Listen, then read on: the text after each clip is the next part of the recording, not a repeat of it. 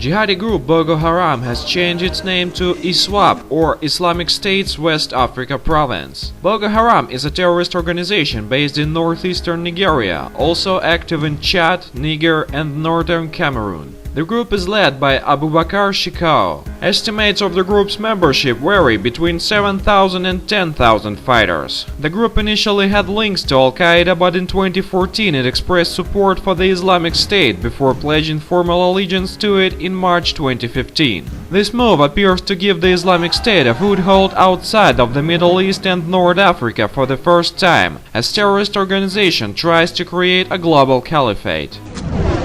Hundreds of decomposing bodies have been found dead in the northeast Nigerian town of Damask, apparently victims of the ISWAP insurgency, as details emerged on Monday of fresh attacks by the militias. In total, ISWAP is responsible for over 5,500 civilian deaths since 2014. Northeast Nigeria has been relentlessly targeted throughout the jihadist 6-year uprising, but there had been a lull in violence in recent weeks. A coalition of troops from Chad, Cameroon, Niger and Nigeria opposes ISWAP in this region.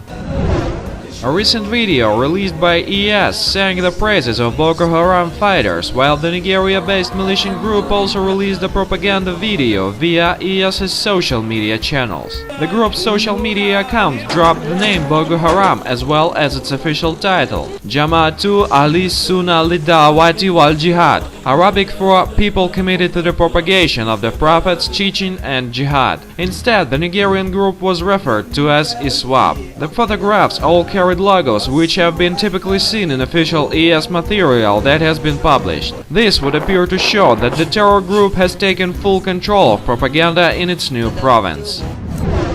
The Islamic State media campaign is overseen by Abu Amr al-Shami, a Syrian born in Saudi Arabia who was previously ES leader in Aleppo. Initially, Islamic State became widely known for its horrific videos of executions. However, it uses a diverse range of tools from static websites, chat forums and online magazines to make an efficient use of today's interactive and fast-paced social media platforms. ES's followers are loud and noisy, tweeting, streaming and Instagramming their exploits. Terror is now being transmitted across the globe in real time. Islamic State is an active user of blogs, instant messaging, video sharing sites, Twitter, Facebook, Instagram, WhatsApp, Tumblr and Ask.fm. Its media campaign underscores that terror can be streamed and sold with graphic images, audio messages and music. This campaign is an effective tool for psychological operations and for recruitment. Social media is the most popular medium for young people to communicate today. It's trendy, interactive and it's populated by a very young and sometimes naive demographic. ES has brought propaganda of terror to a whole new level, and today it has come to West Africa.